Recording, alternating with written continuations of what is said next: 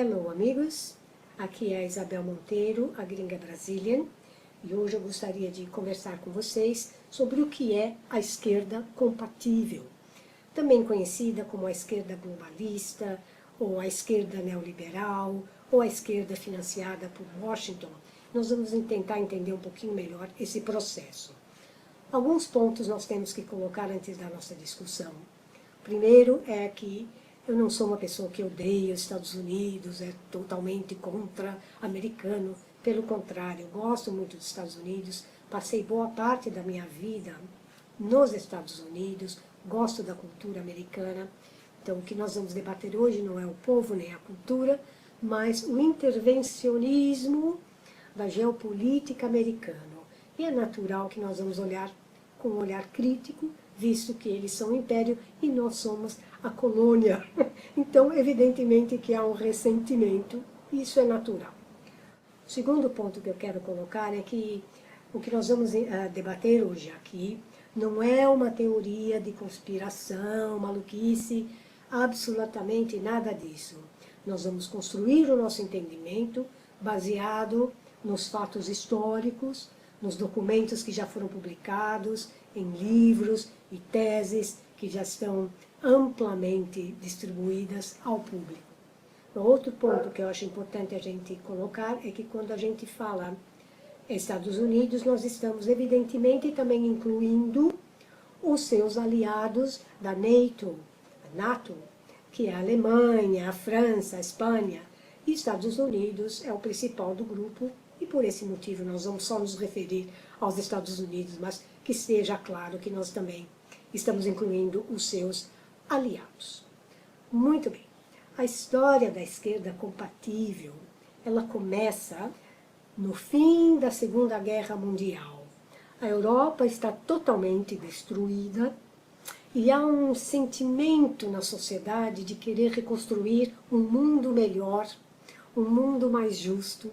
É nesse contexto que o socialismo e o comunismo estão em alta, porque há uma necessidade enorme do governo interferir na reconstrução com a ajuda da sociedade.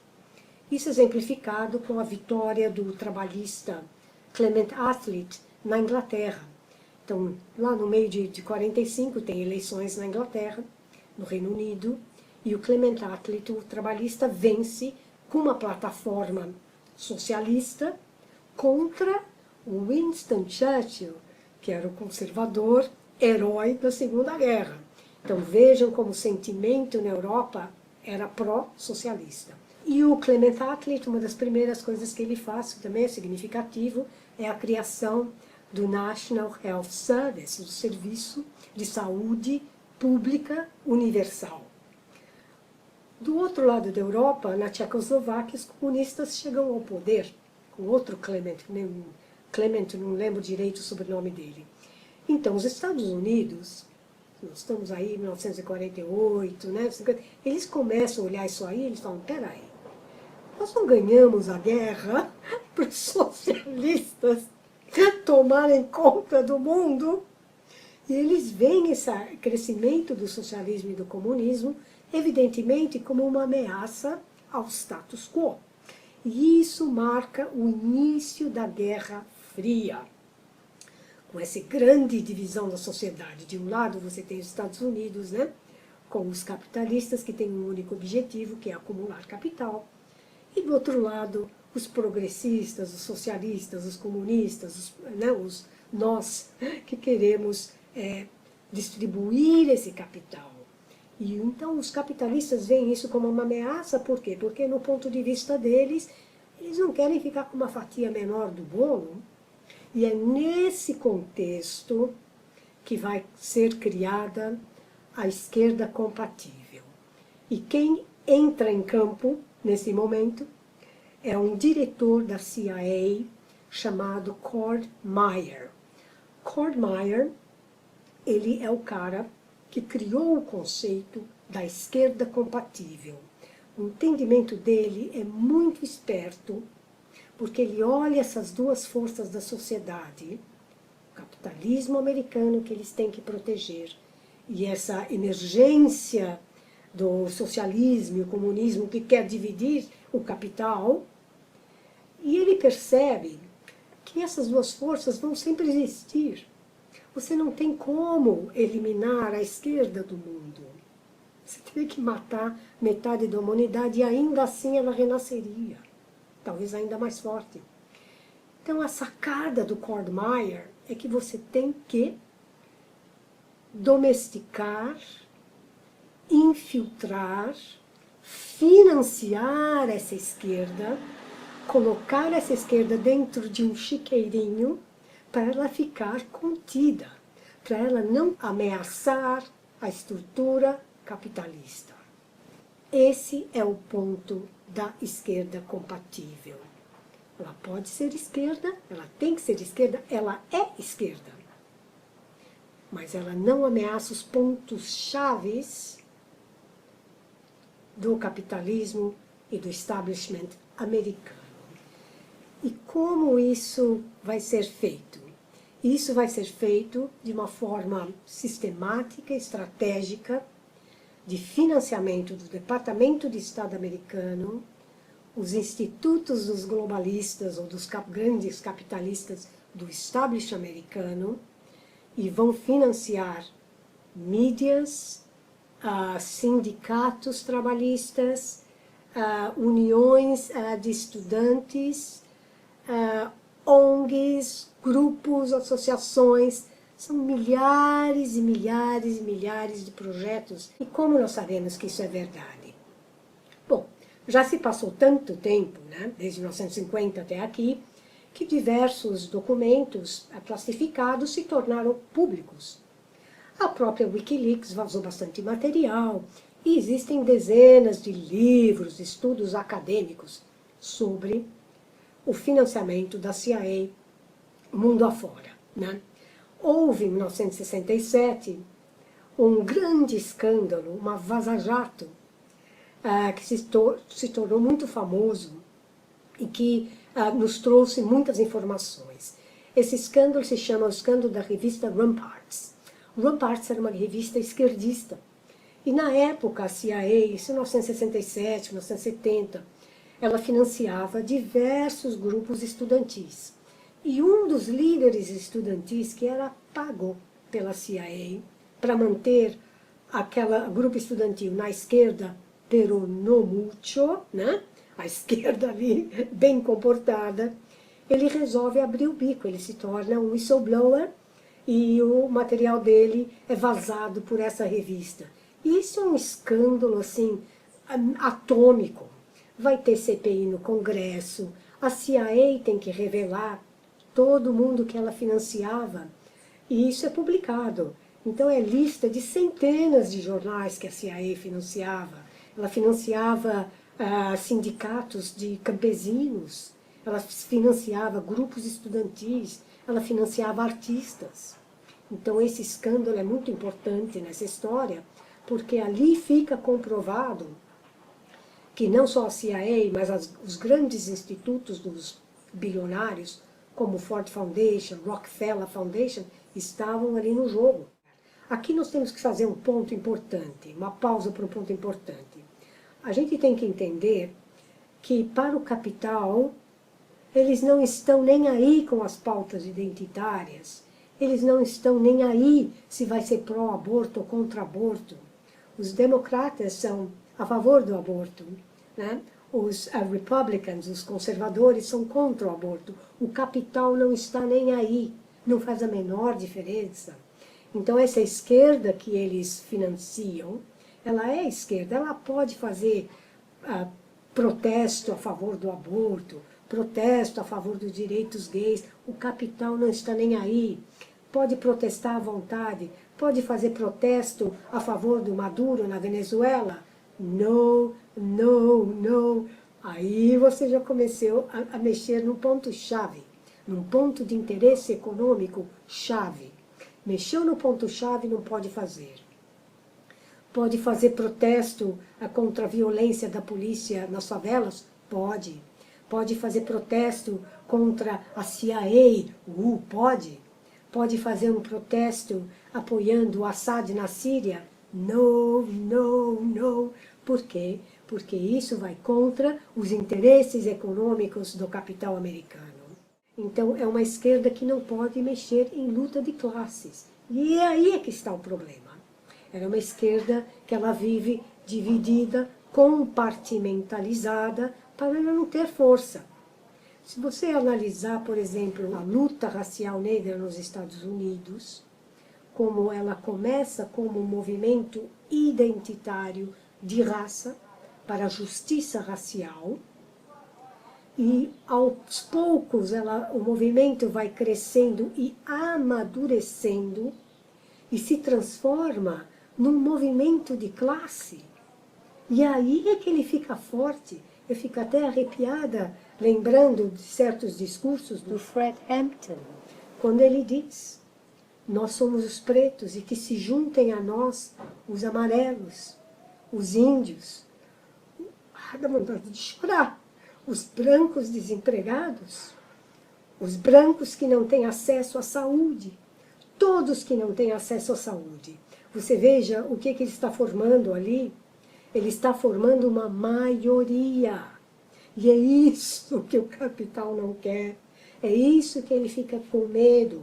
Você trabalha junto dentro desse sistema, porque senão, se você fizer revolução, eles vêm e fazem o que fizeram com o movimento negro americano. O movimento negro, no momento que ele começa a se tornar uma luta de classes, ele é exterminado. Os líderes são assassinados. O movimento é colocado underground, ele some. E ele reaparece, vejam bem, reaparece 10, 15 anos depois, financiado agora pelos bilionários de Washington, como o George Soros, a Ford Foundation, o Pierre Omidyar, como o Black Lives Matter. E esse Black Lives Matter é uma versão Nutella do movimento negro, gente. Porque, veja bem, ele não está fazendo nenhuma demanda de justiça social. As pessoas colocam lá o punhozinho para cima, ficam de joelhos, fazem um protesto, queimam um carro e volta todo mundo para casa feliz porque uma celebridade ficou lá com o punho para cima. Os pretos continuam oprimidos, eles continuam não tendo acesso à educação, eles continuam não tendo acesso a empregos decentes. E aí esse é o preconceito maior da sociedade. Essa é a luta, gente. É a luta de classes. E aí é que está o problema com essa esquerda financiada de cima para baixo, financiada por bilionários. Porque ela vai permitir que você seja esquerda, contanto que você não faça a luta de classes. Esse é que é o problema. Um ponto que eu gostaria de colocar aqui, nós estamos chegando já ao final, é que quando você vai analisar e fuxicar essas ONGs, os projetos que são financiados por esses bilionários, você percebe que eles fazem bom trabalho. Existem dezenas de projetos positivos. Sabe, eles dão um Wi-Fi grátis para as mulheres mães solteiras grávidas nas favelas. Como que isso não é um projeto positivo? Claro que é um projeto positivo. O problema é que chega na época de eleições, ou na época que há um momento-chave na narrativa que eles estão querendo implementar no Brasil, eles vão pedir para as pessoas que usarem esse Wi-Fi grátis saírem na rua com a placa contra a PEC 37 ou a favor de um candidato do PSOL, ou seja lá o que for que eles queiram. Então, nada é de graça. Esse financiamento deles não vem de graça, gente. Ele enfraquece a união da esquerda, compartimentalizando. Você tem num canto ONGs para os negros, ONGs para as lésbicas, ONGs para as mães solteiras. E então, na minha opinião, essa esquerda compatível, financiada pelos bilionários, apesar dela fazer bons projetos no short term, ela é muito nociva no longo termo. Agora, tem uma forma muito fácil e eficaz de você identificar o que é uma esquerda orgânica e o que é a neoliberal, que é você checar quem financia. Nem sempre também é fácil, você tem que às vezes passar 10 horas do seu dia pesquisando até chegar na Ford Foundation, ou na Open Society, ou no Pierre Omidyar, ou entre outras dezenas de institutos globalistas que existem. Mas é muito importante você fazer esse exercício para você, pelo menos, poder fazer a sua escolha bem informado. A escolha vai ser sua, de vocês. Vocês é que tem que fazer essa escolha, contanto que vocês estejam bem informados. E eu quero deixar aqui um desenho muito fácil da gente lembrar, que vai se chamar O Polvo da Gringa. E toda vez que vocês estiverem diante de uma mídia, de um artigo, de uma informação, de uma campanha ou de um político, e vocês descobrirem que ele é financiado por um dos bilionários de Washington, você vai se lembrar do polvo da gringa. E o polvo é basicamente um resumo de tudo que a gente conversou aqui.